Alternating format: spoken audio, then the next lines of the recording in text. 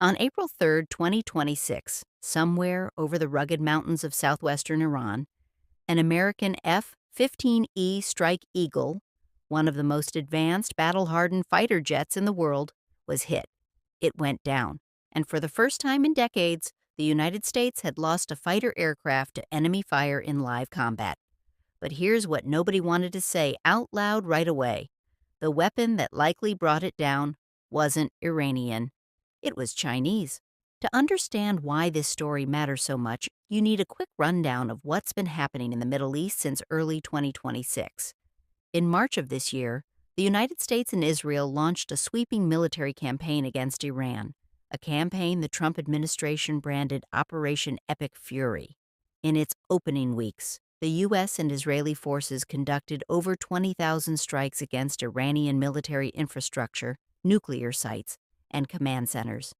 It was shock and awe on a scale not seen since the opening days of the Iraq War. Iran, predictably, fought back.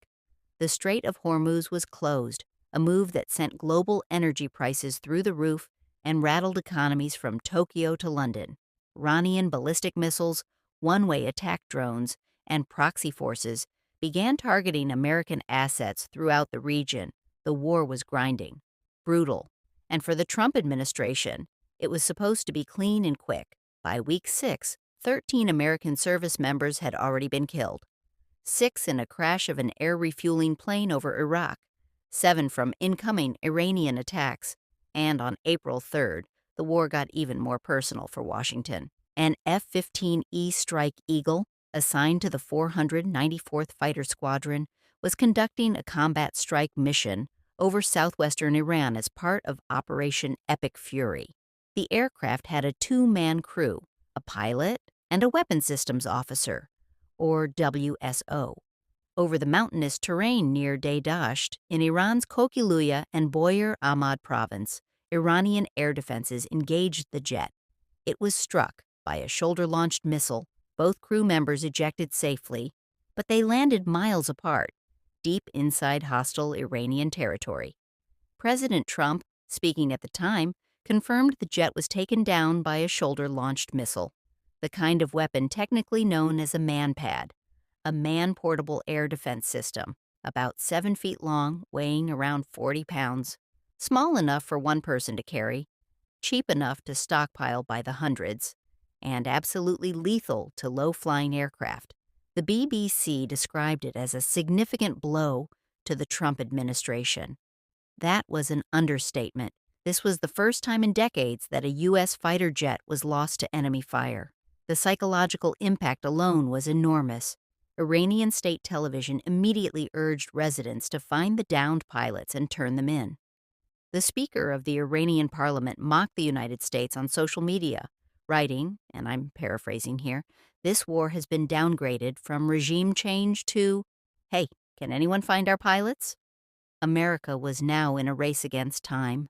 What followed over the next 48 hours would become, in the words of President Donald Trump himself, one of the largest, most complex, most harrowing combat search and rescue missions ever attempted by the United States military. The pilot, flying with the call sign Dude 44 Alpha, came down in the Khuzestan province area and was rescued within 7 hours. That part, while dangerous, went relatively smoothly, but the weapons systems officer, call sign Dude 44 Bravo, a highly respected Air Force colonel, landed miles away in some of the most unforgiving terrain on Earth, the foothills and ridgelines of the Zagros Mountains, with elevations topping 7,000 feet. He was injured, he was alone, and thousands of Iranian Revolutionary Guard Corps troops, local militias, and even civilians, responding to government calls for a bounty, were scouring the mountains to find him. What happened next was nothing short of extraordinary. The colonel activated his emergency beacon.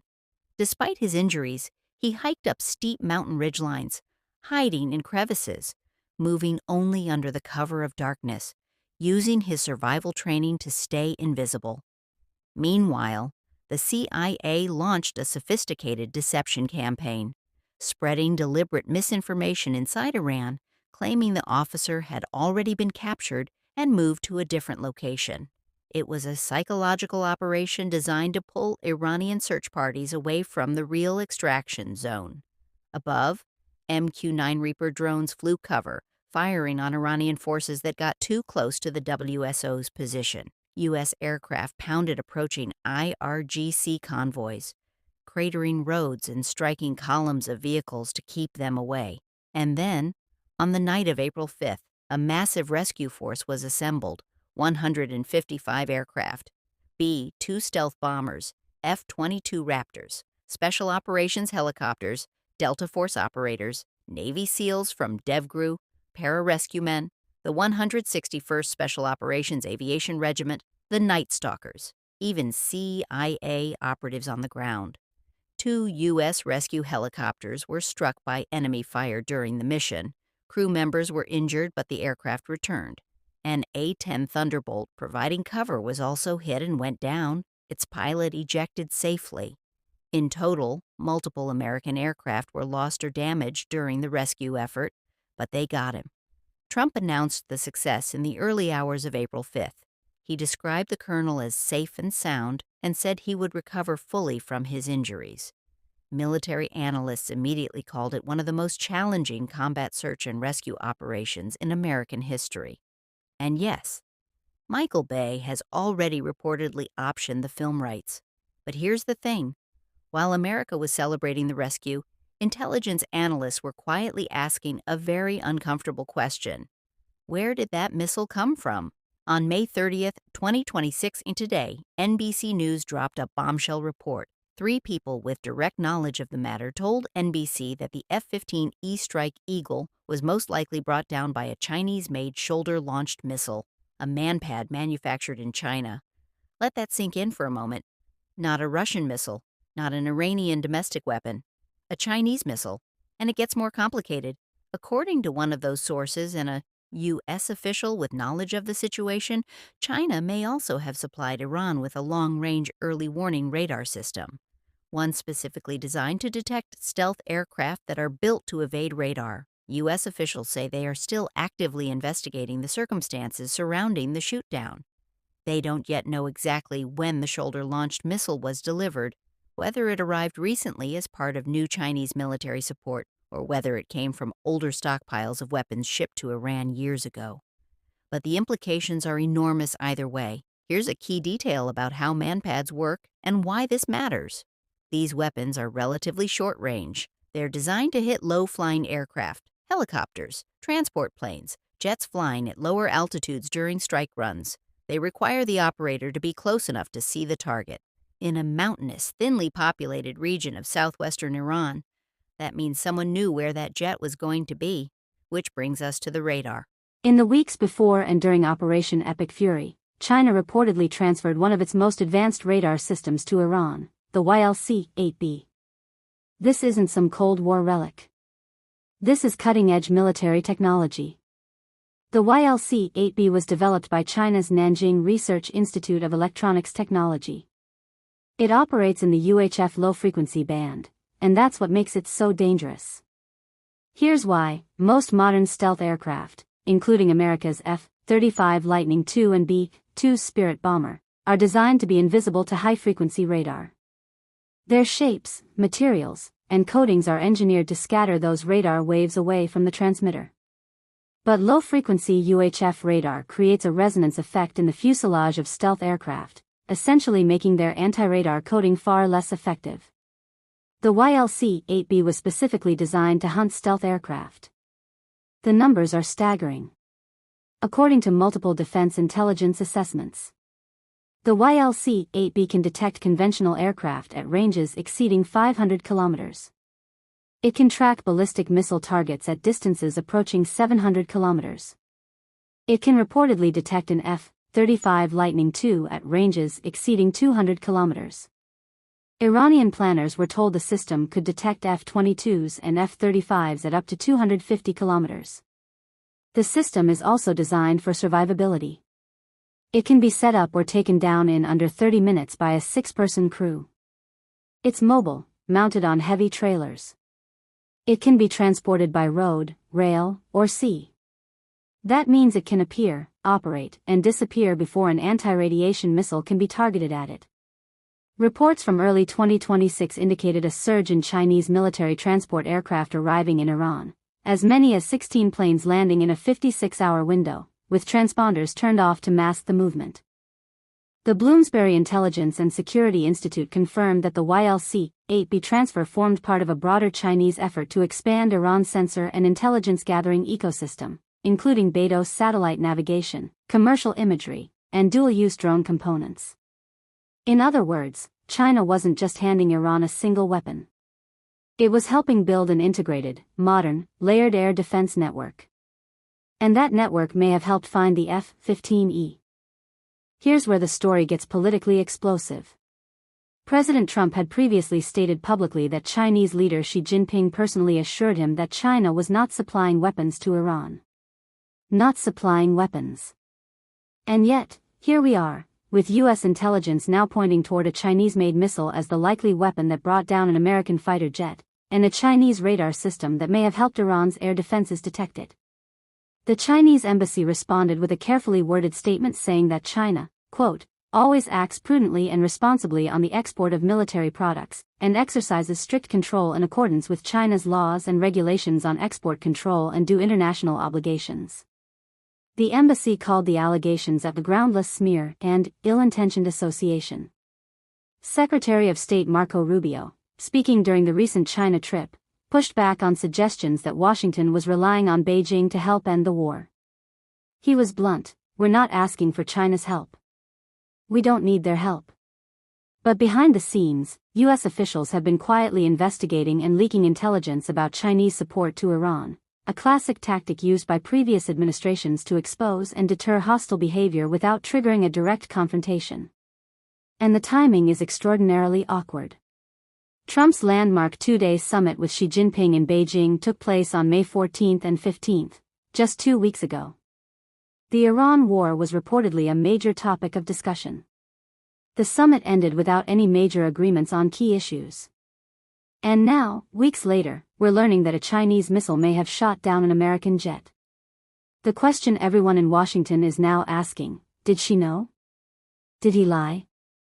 Or was China's military acting independently of its own political leadership? None of those answers are good.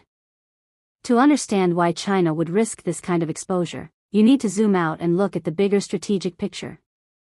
Defense analysts and national security experts have been warning for years about what some call the Crink axis: China, Russia, Iran, and North Korea, a loose but increasingly coordinated alignment of nations opposed to Western dominance. For China, Iran is not just an ideological partner. It's a critical economic one. Before Operation Epic Fury began, China was buying more than 80% of Iran's oil exports, roughly 1.38 million barrels per day. Iran's continued existence as a functioning state is genuinely important to Beijing's energy security. The closure of the Strait of Hormuz has sent shocks through the global economy, including China's. But Beijing has cushions, massive strategic oil reserves and its enormous investments in green energy. So China can afford to play a long game here. And that's exactly what it's doing. Analysts at the Brookings Institution note that China has been studying the US-Iran war extremely closely, drawing lessons directly applicable to a potential future conflict over Taiwan. Every time the US deploys its forces, China is watching, learning, and updating its wargaming. Think about it from Beijing's perspective. They get to observe how America's military actually operates in a live combat environment. They get to test whether their radar technology can hold up against American stealth aircraft. And they get to quietly arm an adversary of the United States, without putting a single Chinese soldier in harm's way. It's an extraordinarily cost-effective strategy. And if the F-15E shootdown is confirmed to have involved Chinese weapons, it suggests the strategy is working. Let's talk about what this incident means for America's military doctrine, because the implications are significant. For decades, the United States has built its air superiority strategy around stealth technology. The F-22 Raptor. The F-35 Lightning II. The B-2 Spirit bomber. These platforms cost tens to hundreds of millions, even billions, of dollars per unit, and their primary advantage is that enemy radar systems cannot see them. That advantage is now under serious threat. If the YLC-8B can detect F-35s at 200 kilometers, and if that radar was integrated into Iran's air defense network during Operation Epic Fury, then U.S. military planners are facing a very uncomfortable reality. China has found a way to partially neutralize America's most expensive military advantage, and it's selling that capability to America's adversaries. The integration of the YLC-8B with Iran's existing air defense network, which already included Russian-supplied S-300 systems and domestically produced Bavar 373 interceptors, creates a layered system that is genuinely difficult to overcome. What does that mean going forward? It means American pilots face greater risk. It means strike planning has to become far more sophisticated. And it means the Pentagon needs to accelerate development of next-generation platforms and electronic warfare systems. But perhaps most importantly, it forces a reckoning about the strategic relationship between the United States and China. The Trump administration now faces a genuinely difficult diplomatic challenge. On one hand, Washington needs Beijing's help, or at least its cooperation, to bring the Iran war to a negotiated conclusion. China is the primary buyer of Iranian oil. China has influence in Tehran that nobody else has. And the global economic damage from the closed Strait of Hormuz is a shared problem. On the other hand, if Chinese weapons killed, or nearly killed, American airmen, and if Chinese radar technology is being used to target U.S. jets, then there are serious consequences that demand a response. The Trump administration has, so far, chosen the path of quiet intelligence exposure, leaking findings to the press, putting Beijing on notice, without escalating to direct confrontation. It's a calculated bet that shame and public pressure will change Chinese behavior. Whether it will work is another question entirely. There are voices in Washington who argue for a much harder line. If China is actively arming Iran during a live conflict against U.S. forces, they argue, that constitutes material support for attacks on American military personnel. That demands sanctions, secondary tariffs, diplomatic expulsions. Others argue that escalating with China while simultaneously fighting Iran is precisely the kind of two-front crisis that could spiral out of control. For now, the investigation continues. The precise origin and delivery timeline of the missile remains unclear. And the full extent of Chinese military support to Iran is still being assessed. So here's where we are. An American F-15E Strike Eagle, a symbol of U.S. air power and military superiority, was shot down over Iran by what intelligence sources increasingly believe was a Chinese-made missile, possibly guided toward its target with the help of a Chinese-made radar system designed specifically to hunt stealth aircraft. The two crew members survived. They were rescued in one of the most remarkable military operations in recent American history. They are heroes, and their courage is undeniable. But the bigger story, the story that will haunt defense planners, policymakers, and strategists for years to come, is this. China is quietly fighting a proxy war against the United States. And it's winning on the margins, ***. Not through open confrontation. Not through direct military engagement. But through the slow, deliberate transfer of technology, intelligence, and weapons to America's adversaries, deniable enough to avoid a direct response, but effective enough to bleed American military credibility. The manpad that likely hit that F-15E was, at most, a 40-pound shoulder-fired weapon. China's most powerful weapon in this conflict isn't any single missile. It's the strategic patience to arm, enable, and study America's enemies, all while sitting at the negotiating table with a smile. That's the story behind the headlines. That's the missile you didn't see coming. And as the investigation into this shootdown continues, the question for Washington isn't just who pulled the trigger. It's, what are we going to do about the country that loaded the gun? We'll continue to follow this story as the Pentagon's investigation develops and as the broader US-Iran conflict continues to evolve. If you found this breakdown useful, make sure you're subscribed. There's a lot more coming on the Iran war, the China factor, and what all of it means for global security in 2026. I'll see you in the next one.